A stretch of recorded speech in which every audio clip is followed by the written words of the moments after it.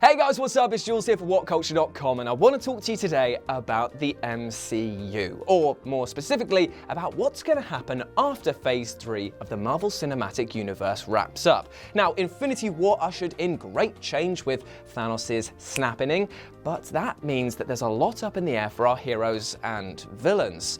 So what's going to happen next? Well, what I've done is I've teamed up with writer Simon Gallagher, who is pretty much like the Odin to the writing section here in What Culture, and what we're going to do is try and predict the future. Oh yes, it's going to be full of speculation and probably quite a fair few mistakes, but still, if we're right on any of these, then top brass, we can put a big tick in our already massive win column of life, and if we're wrong, well, f*** it, it's just a f***ing game anyway, isn't it? With this in mind, I'm Jules from WhatCulture.com, and this is predicting the next 12 MCU movies after Avengers 4. But before we begin, don't forget to subscribe to stay notified. Ding, ding, done. Number 12 and number 11, Spider-Man Far From Home and Guardians of the Galaxy 3. Okay, so let's get the two obvious ones out of the way first, because we know that Spider-Man Goes on Holiday and Guardians of the 80s 3 are definitely coming out. Even though it is going to be kind of confusing from a timeline perspective, they will be released after Avengers 4. Far From Home is going to see the return of the Vulture and possibly Mysterio, and focus on Peter Parker taking a trip away from home, where he will most likely encounter shenanigans. Guardians 3, however, will most likely focus on Adam of Warlock fame, chasing after the Guardians thanks to them disrespecting his 24-carat queen. And because of the lineup changes that we're going to see in the Guardians films, we might actually see Adam Warlock join the team, or at least become suggestively part of it. And we know that this is about to happen because, well, it's already been announced that they're both happening. So yeah, this is a dead cert. Moving on. Number 10, Doctor Strange 2. Now, it's not entirely clear what happened to Dr. Stephen Strange after Thanos came and snapped his big purpley cock-like fingers, as I, along with many, like to think that his death held a fair few surprises that we might be seeing in the future and possibly in the past. You should go and watch my That Film theory on such a subject. It's pretty damn good. And if you think about it, announcing Doctor Strange 2 should be on Marvel's list, as they've actually already kind of set it up. We know that Mordo has some unfinished business with Strange thanks to the Stinger, and it's been hinted that Nightmare might also be used as a villain. Now, the Time Stone likely won't feature at all, but it could centre around the fact that Mordo and Nightmare team up before Nightmare betrays him and reveals his dastardly plan for the world. And the evidence for this? Well, the fact that the director said that they wanted to work on the sequel, so that's a pretty good one. And also it said that Doctor Strange will return, and I'm hoping that it didn't just mean in Ragnarok. Surely not. Number 9, Black Panther 2. I mean, why wouldn't they want to make a sequel to this? The original has done 1.3 billion. It's a smart move. Oh, you want more? Okay, fine. Well, there's already rumours as to who could be involved and what could happen. But our prediction for the story is that we're likely to see the fallout of T'Challa opening Wakanda's borders, perhaps with another internal threat born out of a traditionalist desire to protect the country's identity, as well as the fallout from Avengers 4. Then you've got the question of who the second Black Panther could be, and with the likes of Donald Glover and Shuri in the mix, then you've got your choices there. Although Donald Glover has actually been also tipped to play the villain, so either way, it's probably going to be very good. Plus, the director Coogler had this to say: there are plenty of ideas and a solid direction on where we want to head with the second one. So yeah, that's pretty much a yeah right there, isn't it? Number 8, Black Widow. It's been a long time coming, so surely there's a Black Widow film on the horizon, right? I mean, it could be a prequel focusing on her basically joining S.H.I.E.L.D. and maybe even meeting Bucky during her training. You could maybe chuck in Hawkeye too if you're so fancy it, like a bargain bucking piece. I'm not that fussed on him.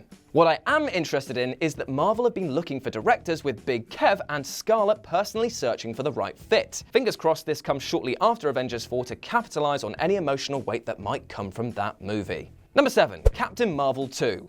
Ooh, getting a bit more bold here, announcing a sequel before the original one has even come out. Yes, that's the type of game I like to play. And when you think about it, it actually is quite likely to happen, seeing as Special K, aka Big Kev, aka the man in charge, fee fi fo fum, Phage, he said that he likes her and he wants her to lead the Avengers, so yeah.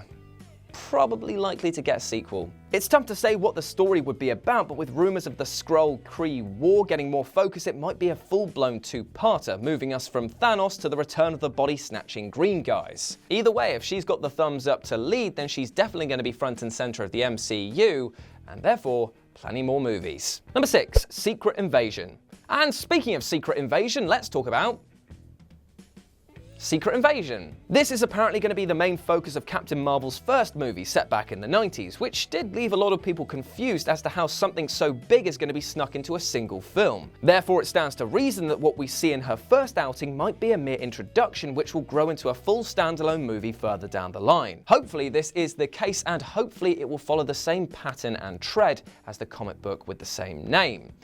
But this is just speculation now. Number 5, Thor Siege. Now, after the events of Ragnarok, Thor has a lot to sort out. What with all of his people being homeless and Earth being a viable situation for them to relocate, which means, oh look, Thor Siege. Didn't see you there, bud. Thor Siege tells the story of his people resettling on Earth, which could lead to friction and fighting. This could then lead to a villain in the form of an anti-immigration message, and you can see where this might lead. Siege is a fantastic comic arc, and it's exactly the type of stuff that Marvel loves to sink their teeth into and could make a pretty bloody epic movie. Number 4, Spider-Man 3. No, not that one. Now, while the Sony-Marvel deal is shakier than your mum giving me a handjob, there's my one per list, they have definitely confirmed, or at least alluded to, the fact that there will be at least 3 Spider-Man movies. Bow. Now, if we go off what we already know, then Mysterio might be ramping things up for a proper mainstay villain like Dr. Octopus. And it will most likely be set around another school-focused movie, because Marvel just seems to really like that at the moment, balancing heroism with homework. It's a good fit. Beyond that, evidence points that the title might also have home in the name, because that's their thing at the moment, and that Tom Holland is still more than keen to play the role. Number 3, Nova. If it genuinely happens, then Nova would be the result of years of fan speculation. And here's hoping it does. After all, we have the setup, the destruction of the Nova Corps thanks to the Power Stone, and if we had one survivor, then he would become Nova. It could therefore stand to reason that Nova might meet the Guardians of the Galaxy and even be part of the team in the short term as they move through their own transitions. Plus, we've got to remember that with Gunn at the helm, very few choices are made without repercussions, and this definitely set things in motion for a Nova standalone film. Number 2, Ant-Man 3.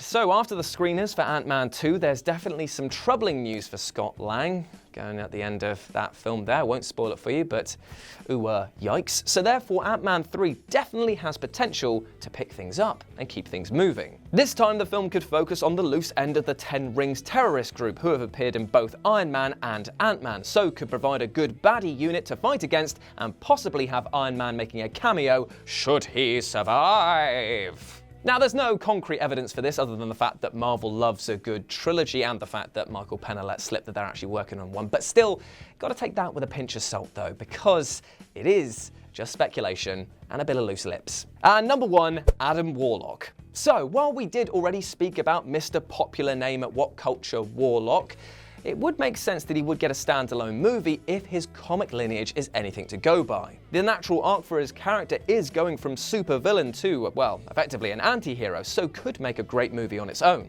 He could chase the Guardians in their movie, then use a standalone film to transition him from villain to ally, rejecting his maker in the process and making new enemies along the way. Plus, we have to think that Phase 4 is effectively going to be a clean slate for the MCU, which means they're probably going to be taking more risks with lesser known characters. Either way, as you can tell from this list, there are plenty to choose from. And there we go, those are my predictions for the next 12 MCU films after Avengers 4. Phew, I'm exhausted, I know you are. But before you go and write your stuff down in the comment section below, maybe you want to check out another video that I've done over on the gaming channel, which is 10 video games that kill you within the first 10 seconds. Sounds pretty good, right? Or maybe you want to go over to the wrestling channel and check out a weekly show I do on the most insane things happening in wrestling every single week. Either pick, you can't go wrong. As always, I've been Jules, you've been awesome, and I'll speak to you soon. Bye!